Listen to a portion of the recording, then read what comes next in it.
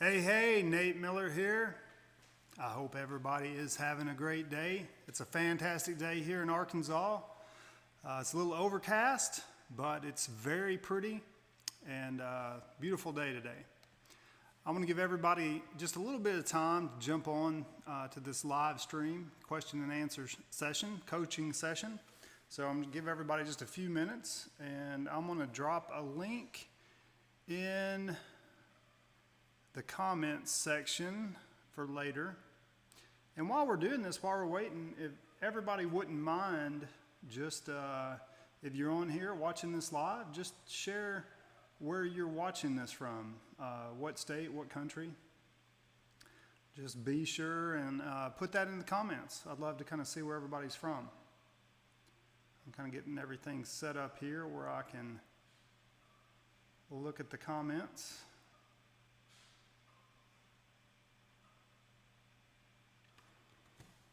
And I'm going to get a link dropped in before we get going. We'll get going in just probably about 60 to 90 seconds here. Again, just if you wouldn't mind, share where you're watching this from. And I know a lot of people are going to be watching this from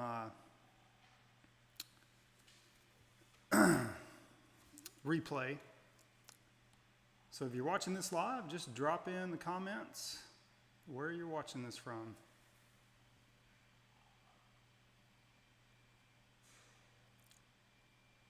I've got lots of good questions that people have sent in. I'm anxious to get going on those, share those with everybody. Some really good questions that people sent in.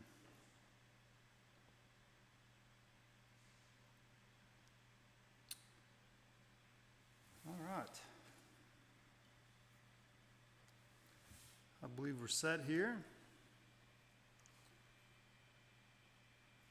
We are going to get going. Let me real quick drop this link in, then we'll get going.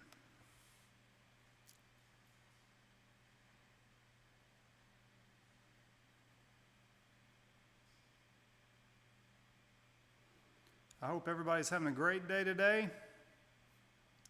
About 20 seconds, I'm going to get this link dropped in and we are going to go.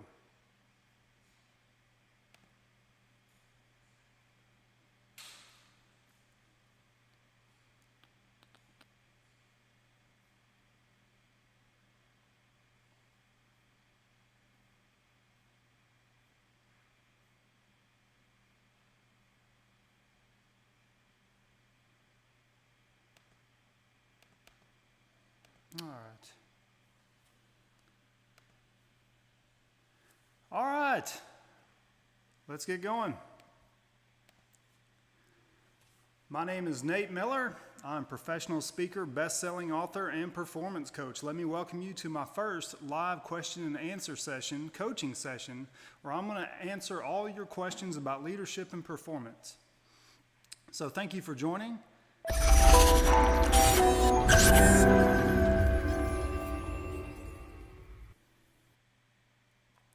I know several people, this may be your first time watching a video about me, so I just want to share a little bit about myself. You're probably wondering, who is this guy that thinks he can share, coach me?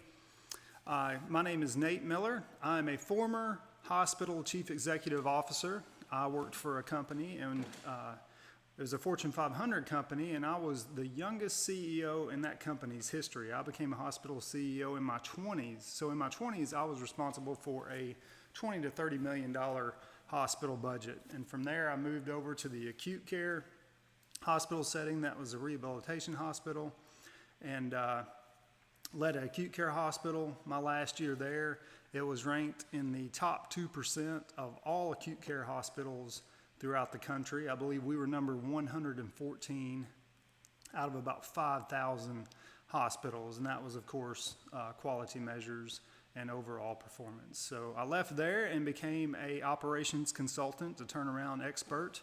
I would go into organizations that were failing and turn them around quickly. And from that led into me becoming a professional speaker. I had the opportunity to co-author a book in 2012 with Brian Tracy called The Secret to Winning Big. And I've been a professional speaker and performance coach ever since. So that's a little bit about me. As you can see, I've been featured on CNN, NBC, ABC, Fox News, and NBC. So let me welcome you to my first Leadership and Performance question and answer session. This is going to be something I do every Tuesday afternoon. Typically right now we're going to do these at 1 p.m. Central. We may adjust that time depending on request, but right now we're going to do this every week. And this is where I will answer all your questions, anything that you have that you would like answered by a performance coach, somebody that has coached high-level executives across the country. This is your opportunity to ask me questions for free. So, without further ado, I'm going to get to our questions. These were questions that were emailed in. I know lots of people are going to be watching this by replay. Some people can't watch this at work. Facebook is blocked at work, so they'll have to watch it on the replay. But they sent several questions in, and they sent these questions in an anonymous fashion, so I won't be sharing their name. But if you're on here live and you would like to have a question answered, or if something that I discuss sparks some comment or question that you have, be sure to just drop it in the comments. I have my phone here with me that I'll be able to scroll through and kind of answer any questions that you may have. So feel free to, this is going to be live and interactive. Make sure you ask questions anytime. All right, so my first question here is, the email said time management, problem starting, and distractions. So the first thing that I tell people when they tell me that they have time management problem, which this is a common problem that people have. We all struggle with it from time to time. I would say that nobody has conquered this and completely effective at it all the time. But the first thing I ask people when they tell me that they have trouble managing their time, or that they have trouble getting everything that they have to get done on a daily basis, I ask them if they have a time management system. And the majority of the time, they say no, or they say, yes, I have a time management system, but I haven't been too diligent about following it. And let me tell you, buying a time management personal planner and setting it on your desk is not a time management program. Time management is something that you have to plan and think about on a daily basis. So the first thing that I recommend people that are having time management problems is put a system in place. And the trap that I fall into, and I know lots of other people fall into, is they think that they have their time management system in their head. They don't get it on paper. They just know what they think that they know what they need to do, and they have it in their head, and they're like, I know my priorities. I don't need to write this down. I don't need to have a system. I know what I need to do. That is false. Because when you do not have your objectives written down, when you do not have your day planned, you spend a lot of mental energy, whether you realize it or not, thinking about what you're supposed to do next, thinking about what you're supposed to accomplish. So the first thing is put a time management system in place and follow that time management system. I recommend planning your week at the end of the week or start of the week, depending on, some people like to plan it at the end of their week. Before they go home for the week, they like to plan out their whole next week. Some people like to do it Sunday evening, Saturdays, over the weekend. Just find out what works best for you, but plan your entire week. Plan out your objectives that you want to accomplish every day. Now, of course, there's going to be interruptions and distractions. That's just life. But if you don't have it planned out, you're never going to accomplish it. And what this does is you do not have to spend mental energy thinking about what you're supposed to be doing, what you're supposed to be accomplishing. You have your plan and you have it written out and it's set before you. At the end of the day, every day, plan out your next day and get your objectives about what you're going to do then. So that is how you manage your time. And if you do not have a time management program, or if you do have one and you'd like to supplement it, I have dropped in the comment section my weekly accelerator report. I'll be referencing this a couple of times, but this is a free report that you can download, and it asks a series of questions. It takes about 10 or 15 minutes to complete once a week, but it asks you 10 or 15 questions that gets you right to the heart of everything that you need to focus your attention and time on during the week. So I dropped that in the link. It should be in the that link in the first comment section. Feel free to download that, check it out, and utilize it. You'll be amazed at what you can accomplish just by answering these questions at the beginning of your week. So now let's get to distractions. Distractions are a big problem. That's something that we all deal with in this world. We are dealing with a term that I believe Sam Horn coined, an excellent speaker. She calls it infobesity. We have so much information at our fingertips. We have so many social media apps. We have email. We have Snapchat, Instagram, Facebook, Twitter, all these things that we're dealing with all the time that cause huge distractions. So I recommend following a method where you use your body's natural rhythm. And we all have these natural rhythms that our bodies follow, and there's several of them. Most people are familiar with the circadian rhythm, and that's our sleep-wake cycle. But we have all these other little microcycles as well. And if you've heard of the Pomodoro method of time management, that's one technique that taps into this. But we have these cycles where we have a lot of attention, and then we have to rest and renew. We have a lot of attention, and then we have to rest and renew.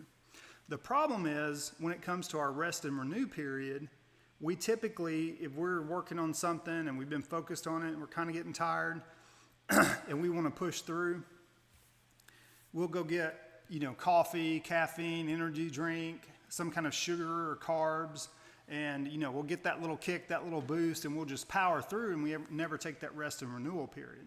So what I recommend, and what has been proven to be very effective, is get at your workstation and remove all distractions. Turn your phone on silent, put it in your desk drawer, exit out of your emails, exit out of any kind of social media notification that you can get, exit out of all that, remove all distractions, shut your door, and just focus on your work for a period of 50 minutes. So just a 50-minute period, focus on your work without any distractions. Now here's what happens when people typically start this. They suffer from FOMO. Does anyone on here live know what FOMO is? We all suffer from it. FOMO is the fear of missing out. So when we turn off all of our notifications, when we turn off all of our distractions, it really makes us nervous. We feel like, oh my gosh, what am I missing? I'm sure something major has happened and I'm missing it and I can't get to it. I've got to focus on my work, and our mind just churns and churns and churns. We think, what has Donald Trump done now? I can't believe I'm not getting these notifications. But when you're in that constant period of wondering what's going on, your mind is not focusing and you're burning a lot of mental energy. You can do this for 50 minutes. And then at the end of 50 minutes, then you pull out your phone, check your notification, check your emails, do whatever you need to do. Take a break, go get something to drink, maybe a little snack if you'd like to, for 5 to 10 minutes. Then turn everything off, put it back in the desk drawer or wherever, hide it, exit out of emails, and get back to another 50-minute period of uninterrupted work. You'll be amazed at the amount you can produce when you're focused and undistracted, and you're in a period where you're at your highest mental alertness because you've taken a rest and renewal period. Don't push through longer than 50 minutes. 50 minutes is as long as you need to go. Take a little break and get back to it. And if you have trouble doing it for 50 minutes, start with 25 minutes, start with 30 minutes. Just start and build your way up to 50 minutes. But if you can get to where you have consecutive chunks of uninterrupted time in 50-minute segments, you will do more work in a day than you've probably done in 3 or 4 days before. So that is how to handle time management and distractions. And when I teach this to people, they invariably say, I can't go 50 minutes without answering my phone. I can't go 50 minutes without answering an email. You'll be shocked that there's nothing that is so important and urgent that can't wait 50 minutes. We're not talking about an entire day. We're talking about 50 minutes. And if you have a boss, I would discuss this with your boss ahead of time. Just say, hey, I really want to focus on this. I'm not going to answer the phone. I'm not going to do anything for 50 minutes. So if you need me, just, come in my office. Or if you have a secretary or somebody that, some emergency comes up that they know to come get you when it's an emergency. So try that technique. I think you'll be surprised at what you can accomplish. If you have a plan, if you have it written down, and if you follow this, remove all distractions in these 50-minute chunks. All right, that's question 1. Question 2. What to do when you aren't aligned with your superior on most issues? Ooh, this is a tough one. And I'm sure we've all had this in our lives where we've had a boss that, we didn't really agree with everything that they did.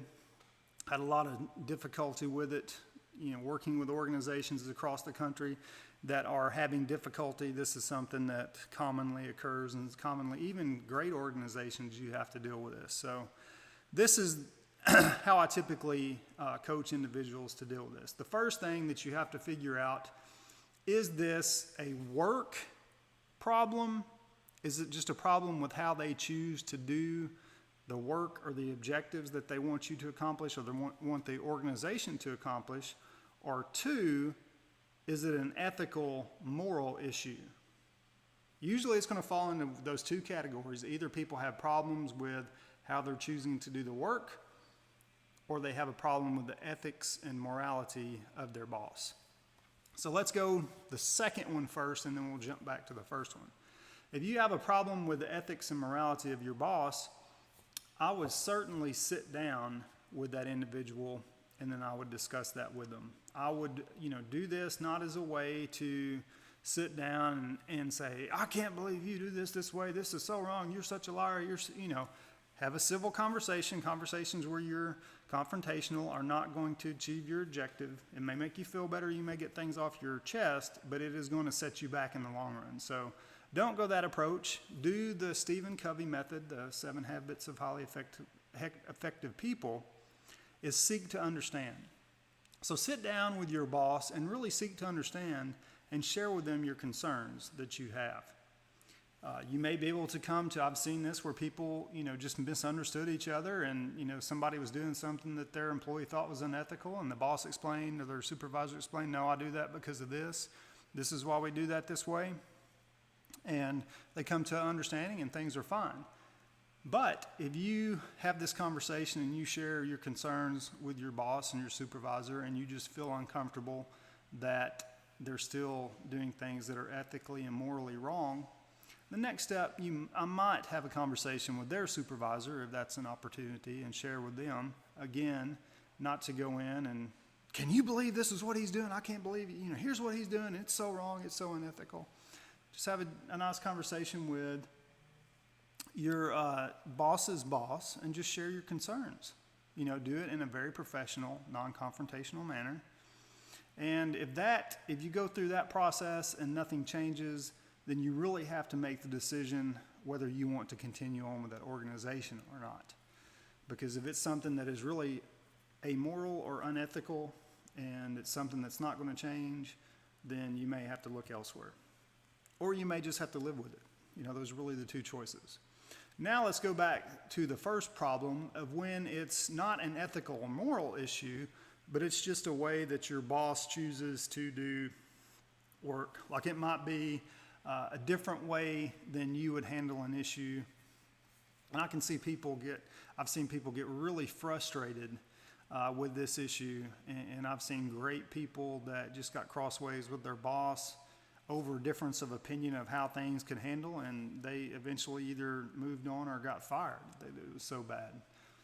So what I recommend is, before you ever have a conversation with your supervisor, really look at everything, really look at the process, try to understand why they are doing what they are doing, and look at it from their perspective of why they're choosing to do it that way.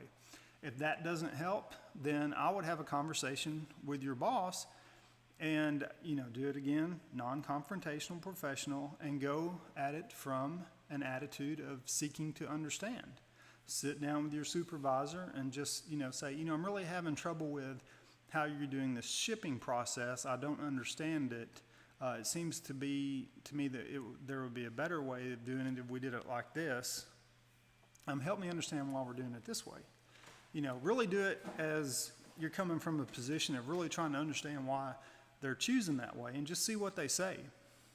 A lot of times, supervisors are told, they may feel exactly the same way that you do, that the way that you think it needs to be done is the way that they think it needs to be done as well, but their boss may have told them, no, you're going to do it this way. we don't have any room for argument here. This is how you're going to do it. So that may be the case. Or they may have something that you don't know about, a reason why they're doing things a certain way. So just sit down and seek to understand why your boss is doing it that way. Again, if you don't get a resolution there, you may, let me caution you though, you may go to their boss and have a conversation with them, again, seeking to understand, non-confrontational, but, really know your supervisor. I've seen supervisors that when somebody has gone to their supervisor, they really retaliated against them. So you certainly need to know your supervisor before you do that. And is it something that's bothering you enough that you're willing to do that? And if you do, I would just say, I'm really struggling with this issue. Do you mind if I have a conversation with your supervisor? Most of the time they're going to say, no, sure, go ahead. And then you kind of got to go ahead to do that, and then you can go talk to their supervisor. Be very careful about going to their supervisor behind their back, because that could really come back and bite you. And again, if it's just a work issue, you may have to get to the point where you accept it or move on. But you always have to remember, and this is where people get crossways, is that individual is in the supervisory position and you are their employee. So whether you disagree with how they choose to do things or not, it is ultimately their decision to do that way. So I hope that answers that question, and I hope that helps. All right, let's move on to question number 3. How to deal with exhaustion, both mental and physical.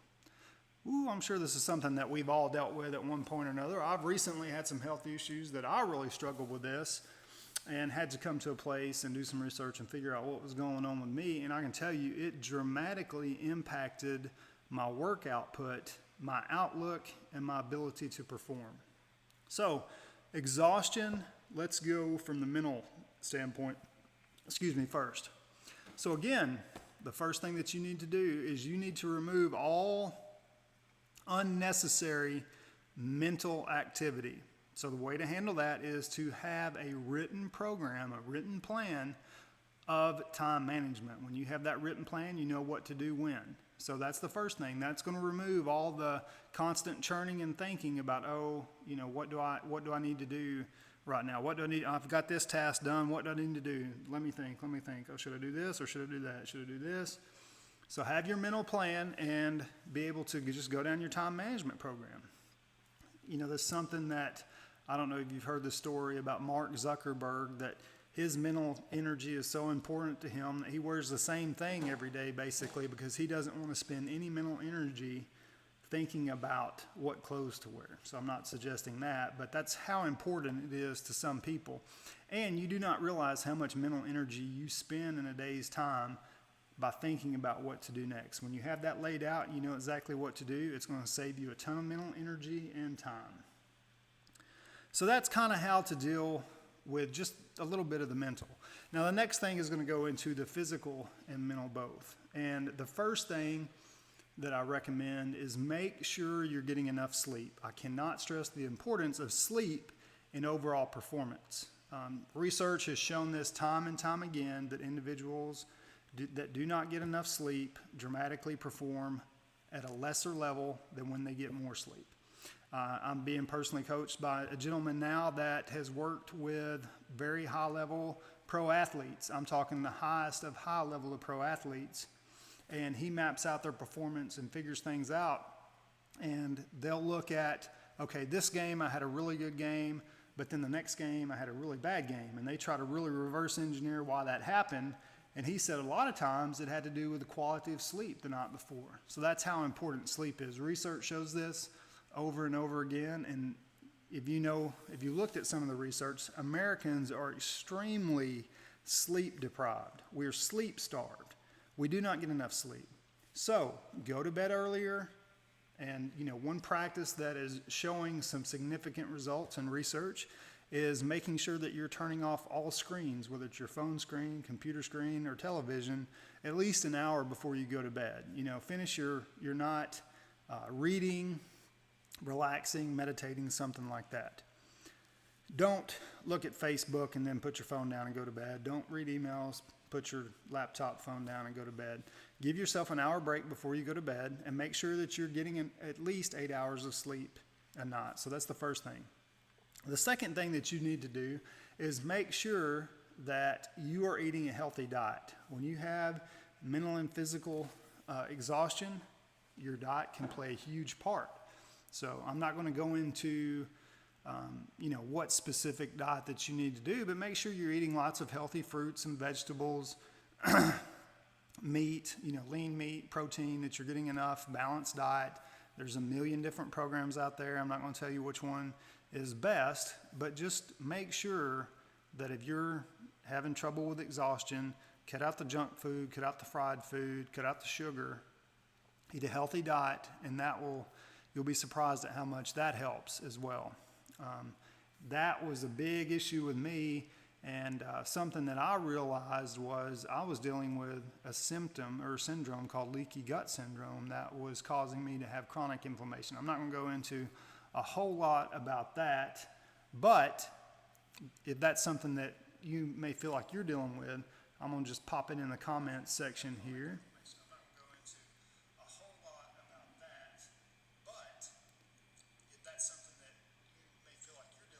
All right, so I've got that in there.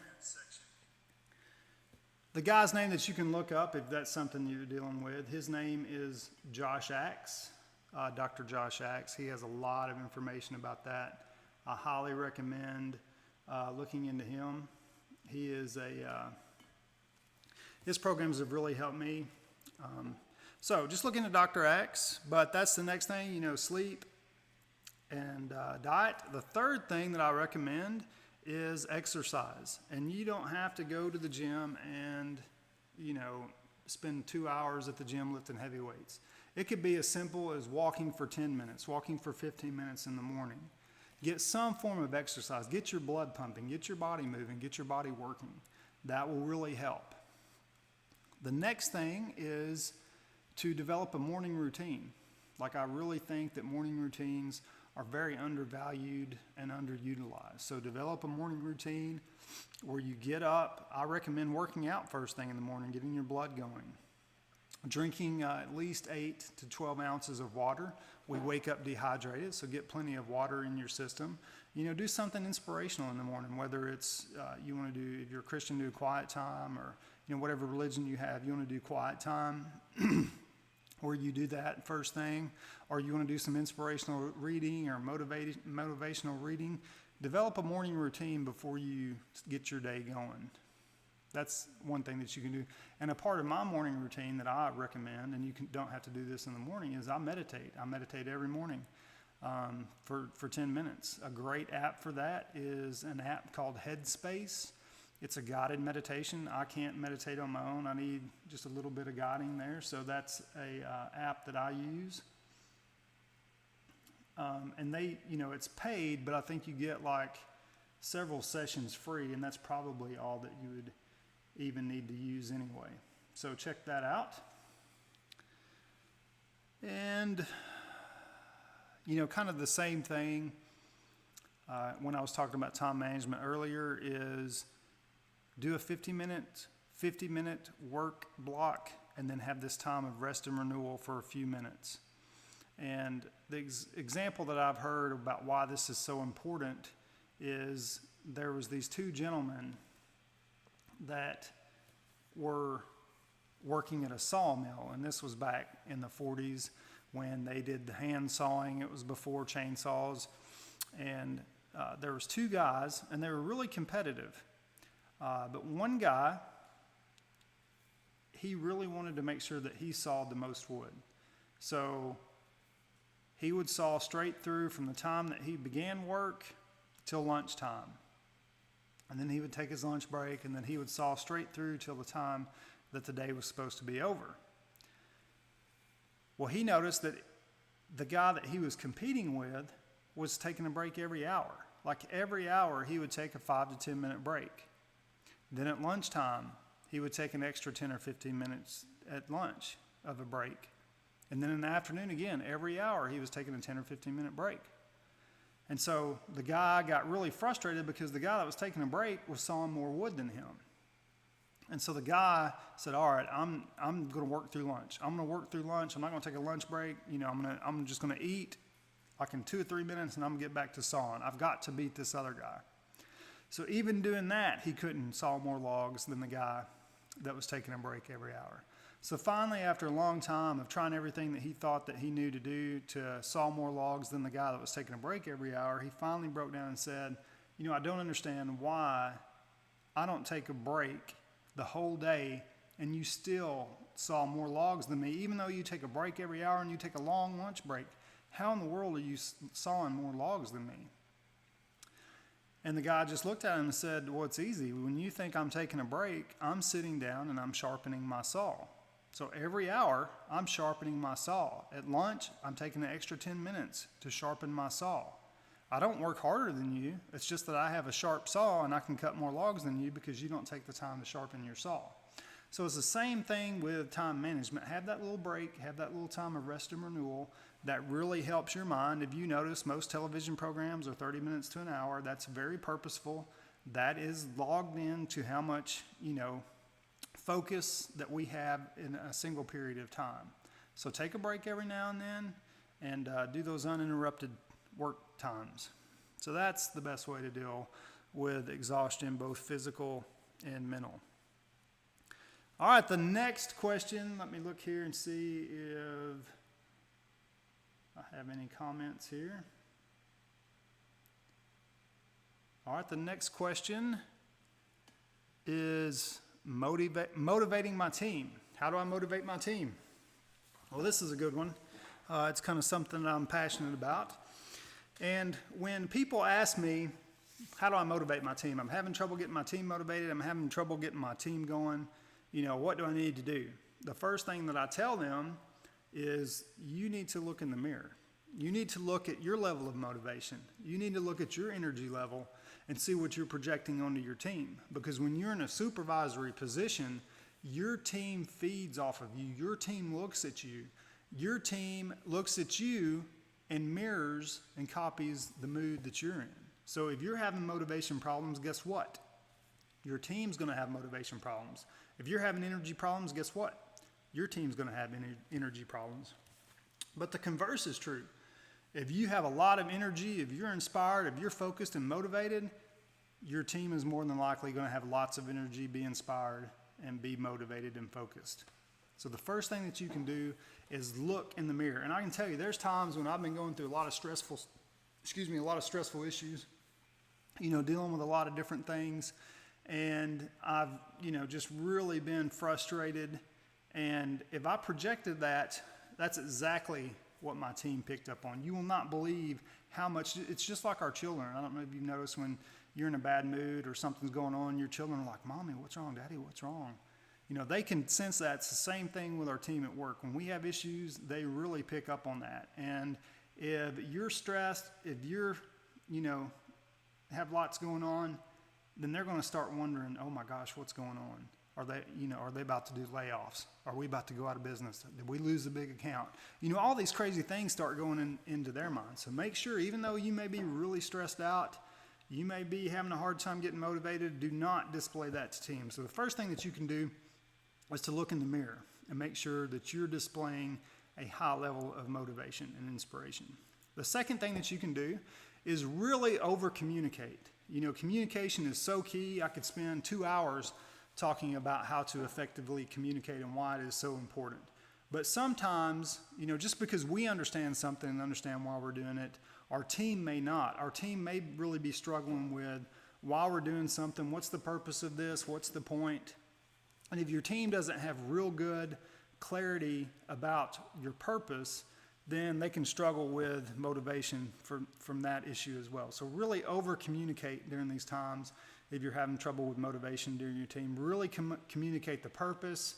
And the next thing is to really pour into and invest and provide a lot of positive feedback. Make sure that you're going to your work area or your employees' work areas, your team's work areas, sit down across from them, look them in the eye, and thank them for something specific. Don't just say, oh, I appreciate your hard work, or oh, I appreciate you doing so well. Really think of something specific.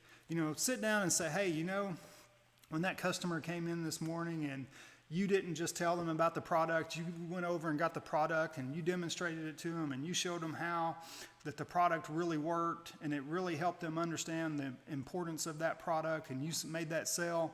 I really appreciate you for going, for taking the extra time and the effort to really show that customer how our product worked. Something very specific like that, or something, where, hey, I appreciate you coming in 5 minutes early.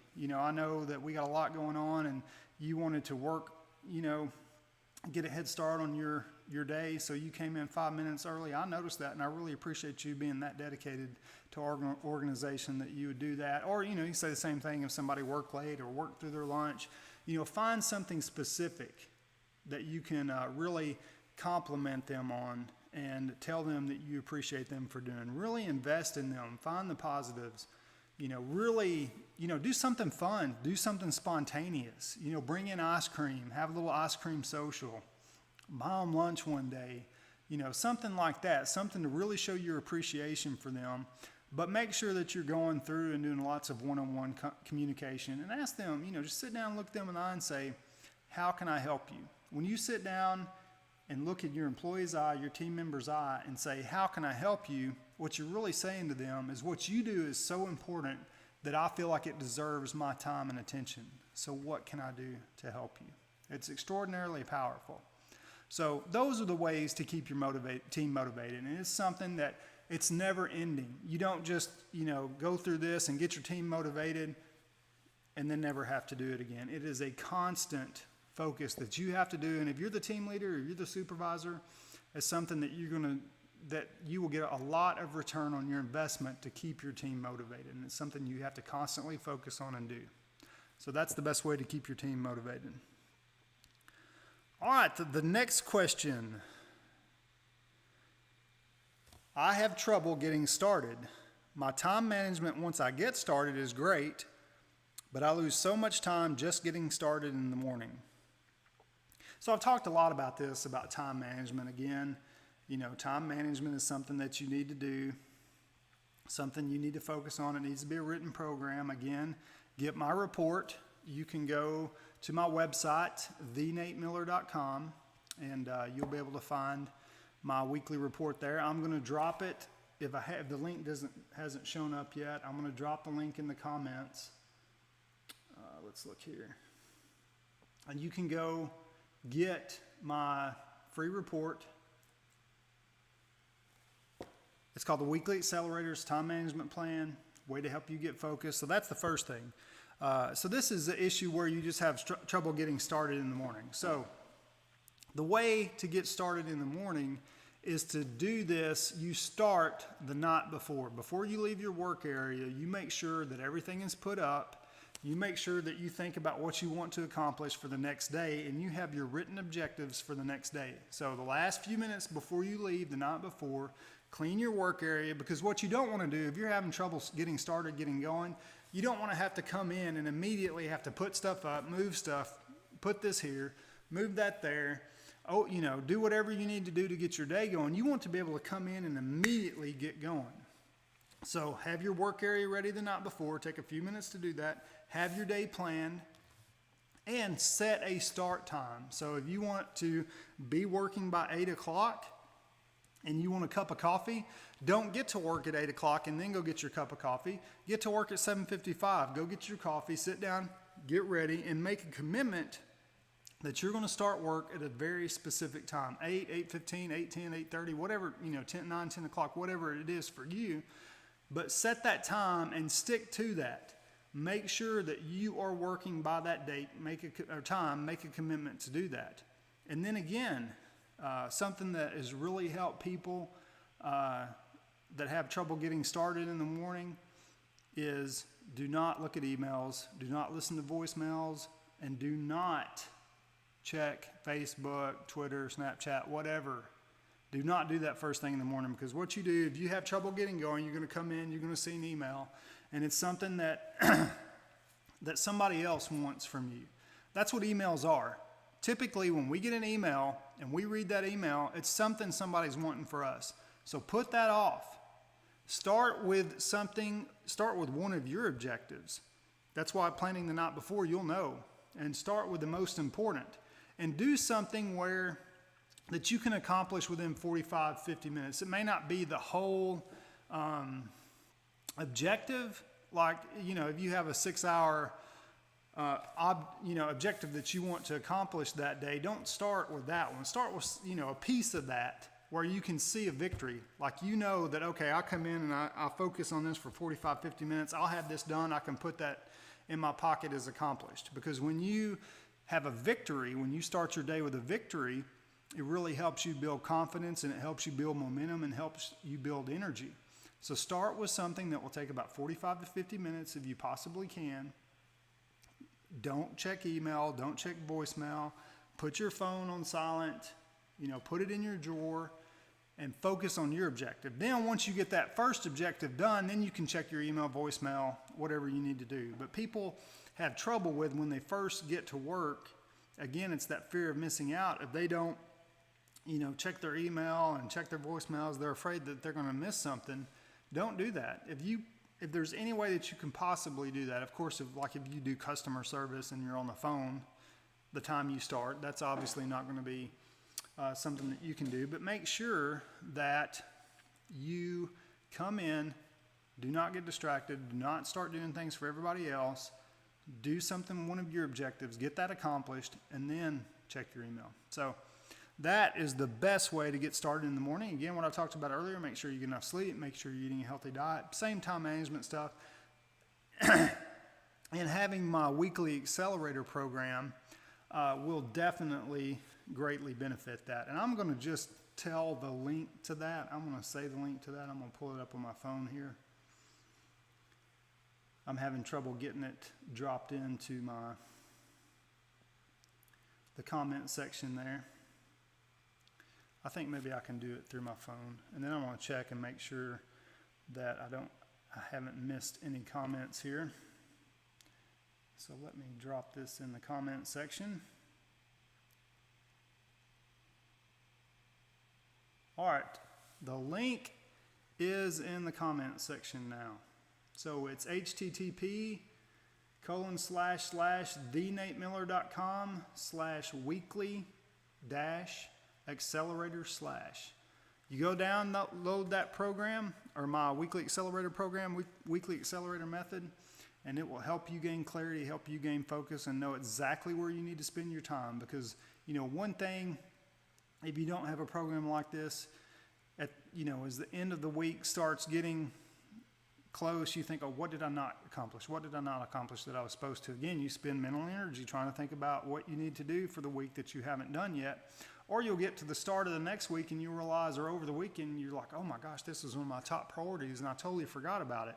I didn't do it. This is going to I'm going to be so behind when I start back to work Monday.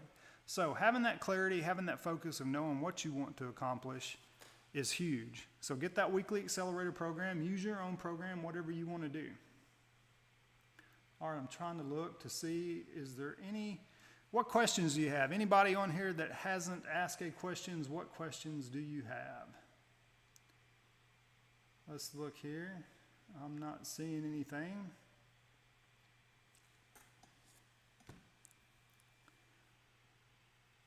All right, this is going to be a weekly series, and you can ask your questions anytime during this week. You can send your questions in. So there's 3 ways to ask. Whenever I'm having these live stream, you can, or an announcement about the live stream, you can post your question on that post. So if it's an announcement about the live stream, you can post your question there. Or if it's the actual live stream, you can post your question during the live stream. Or you can ask, clarification on something I've said. The second way that you can send me your question is through Facebook Messenger. And the third, you can email me at info@thenatemiller.com. I really, really look forward to hearing from you, and I hope you found some benefit from this. I hope that it's something that is beneficial for you. I promise you, if you follow what I told you today on these questions, you will see some amazing results, and it will greatly benefit you. And if you do, just share that with me. You can post it, on my webpage, Level 10 Leadership. Send it to me in Messenger, the same ways that you can send me questions. Just share that with me. I would love to hear how you've taken something from today's live stream and implemented it and seen great rewards from. These techniques work. I've coached a lot of individuals, either personally as a coach or through consulting with organizations, and I've seen great success from people using these. So make sure that you use these techniques and you will reap the reward as well. That's it. If there's no other comments, that will be it. And hey, if you're watching this on the replay, or even if you're watching it live now and you found some value, please share it. You can like it and share it. That's a way that more people can experience this and kind of get involved, and hopefully they'll be on the live stream next week. So again, next week, 1 o'clock, 1 p.m. Central. I look forward to seeing you here. Send me your questions. Everybody, have a great day. I will see you next week.